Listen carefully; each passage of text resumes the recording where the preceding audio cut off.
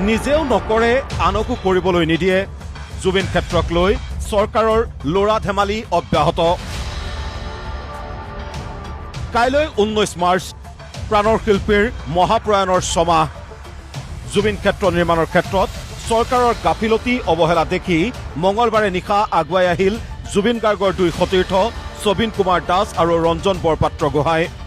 কাৰো অনুমতিলৈ অপেক্ষা নকৰি জুবিন ক্ষেত্ৰত অনুৰাগীৰ সুবিধা হোৱাকৈ সাজিবলৈ ল'লে মণ্ডপ পামিক ফোন কৰিলোঁ বিভিন্ন ভণ্টি পামিক ফোন কৰি পামিক আপোনাৰ আপুনি কৰক আপুনি গৈ লগাই দিয়ক চিধা পামি এইটো কথা আপোনাৰ ভেৰি নাইচ আপুনি গৈ লগাই দিয়ক আমি লগাই দিওঁ এতিয়া কোনে পাৰ্মিশ্যন দিয়ে নিদিয়ে ইজ নট মাই লুক নিজে আহি টিপাল লগাই আছে তাতকৈ আৰু দুখৰ কথা একো নাই মানে যিজনী ছোৱালী জুবিনৰ বিয়াত আমি নিজেই গৈছোঁ নিজেই জুবিনে যেতিয়া বিয়া পাতিছে আমি নিজেই দৰা পাৰ্টি হৈ গৈছোঁ তাইক আনিছোঁ সেই ছোৱালীজনী জুবিনৰ এই অৱস্থাত টিপালখন নিজে হাতেৰে মানে উঠিবলগীয়া হৈছে তাতকৈ বেদনাদায়ক কথা একো নাই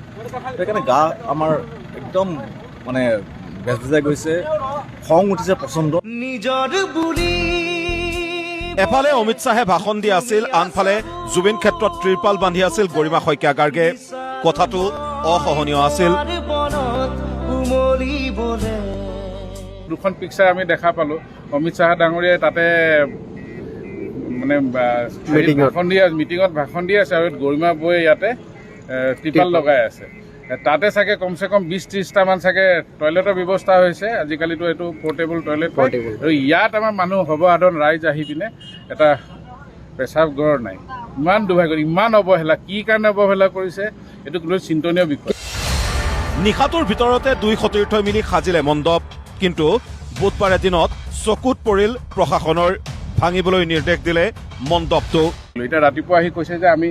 পাৰ্মিশ্যন ল'ব লাগে কি বোলে পাৰ্মিশ্যন নাই এডমিনিষ্ট্ৰেশ্যনে কৰিব এইখিনি গোটেইখিনি পকা কৰি দিব আৰু ইয়াতে আজিয়ে বোলে ৰাতি বোলে ডাঙৰকৈ বনাই দিব তো আমি প্ৰশাসনে যেতিয়া আমাক কৈছে আমাৰ বিষয়ববীয়াসকল আহিছে যে ডাঙৰকৈ কৰি দিব আপুনি খুলি দিব লাগে এতিয়া আমি কৈছোঁ এইটো খোলা টেকনিক ইয়াতে দেখাটো ভাল লাগিছে ইয়াৰ পৰা এইটো আঁতৰাই দিলে কামখিনি কাইলৈ যিহেতু সকাম আছে তেওঁ কৈছে আজি ৰাতাৰাতিৰ ভিতৰত তেওঁলোকে এতিয়া কৰি দিব আমি সোনকালে এতিয়া সেইকাৰণে খুলিবলৈ চাইছোঁ কাম হ'ব লাগে কিন্তু ইমান দিনে যিটো ছমাহত নোহোৱা কাম এটা আমি 24 ঘণ্টাৰ ভিতৰত কৰোঁ মন থাকিলে দৃঢ়তা থাকিলে অসমত এনেকুৱা মোৰ নিচিনা হাজাৰজন যুৱক আছে যোনে ওলাই আহিব আৰু এনেকৈ ধৰণে কাম কৰিব প্ৰশাসনে ইচ্ছা কৰিলেও নোৱাৰে ওপৰত আছে নায়ক তাৎপৰ্যপূৰ্ণ মন্তব্য জুবিন গাৰ্গৰ সতীৰ্থৰ প্ৰেছাৰ এটা ক্ৰিয়েট কৰা হৈছে যাতে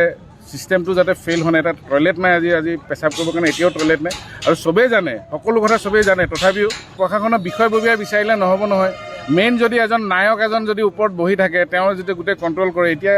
মই জানো কোনে কাম কৰিব এতিয়া মই মানুহখিনি চিনি পাওঁ যদি এজন কাম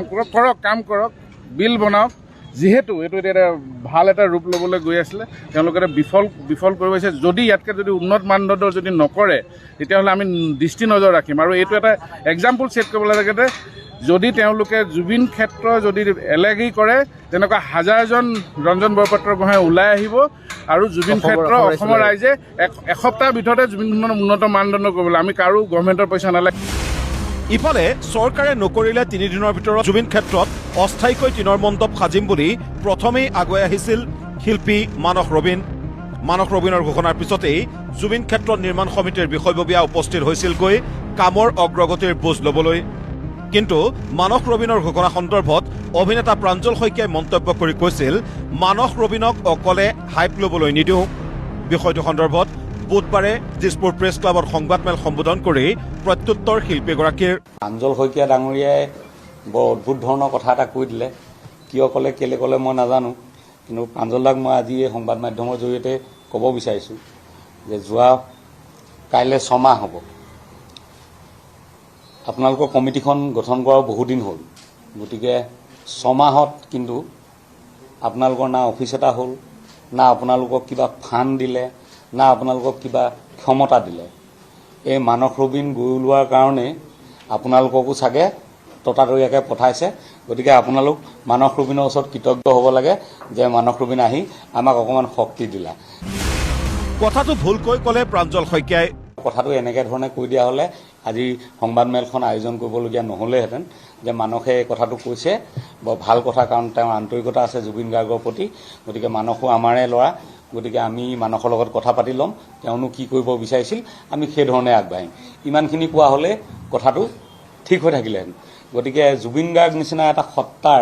দায়িত্ব আপোনালোকে ল'বলৈ লৈছে, গতিকে কথা কওঁতেও অকণমান সাৱধান হ'ব, কাৰণ সময়টো খুব চেঞ্চিটিভ। গতিকে আপোনালোকে এনেকুৱা কথা কৈ নিদিব যিটো কথাৰ কাৰণে ৰাইজৰ মাজত এটা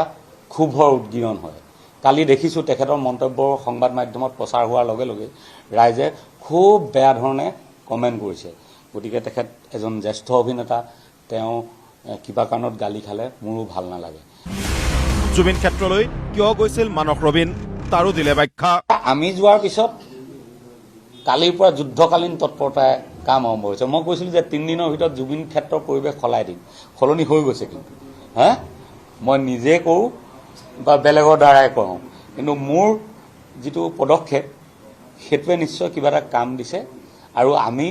সমিল মিলেৰে কাম কৰিবলৈহে খুব ভাল পাওঁ।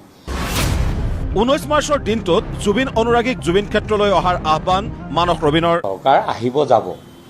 একেখিনি মানুহে সলনি হৈ থাকিব, কিন্তু জুবিন আমাৰ হৈ থাকিব লাগিব। গতিকে চৰকাৰে এখন কমিটি বনাই দিছে, কাইলৈ বেলেগ কমিটি হ'ব, সেইবোৰ হৈ থাকিব। কিন্তু গোটেই কাজখিনি নিৰীক্ষণ কৰিবৰ কাৰণে আমাক এখন কমিটি লাগে। মই অকলে মানস ৰবীন হৈ গ'লে কোনোবাই বেয়া পাব। গতিকে সকলো লগ লাগি সমূহীয়াভাৱে আমি আগবাঢ়ি যাম। কাইলৈ সকলো আহিব 6 বজাত, মই আহ্বান কৰিছোঁ। কথা হ'ল জুবিন গাৰ্গৰ অনুৰাগী সতীৰ্থ সকলো সাজু হৈছে জুবিন ক্ষেত্ৰ নিৰ্মাণৰ বাবে। সদিচ্ছা নাথাকিলেও লাজতে হ'লেও যদি চৰকাৰ প্ৰশাসনে জুবিন ক্ষেত্ৰ নিৰ্মাণ নকৰে, তাৰ প্ৰভাৱ যে নিৰ্বাচনত পৰিব সেয়া কিন্তু নিশ্চিত। সোণাপুৰৰ পৰা দীপু বৰদলৈ আৰু ভিডিঅ' জাৰ্নেলিষ্ট উপমন্যু ৰাভাৰ সৈতে পাৰ্থপ্ৰতিম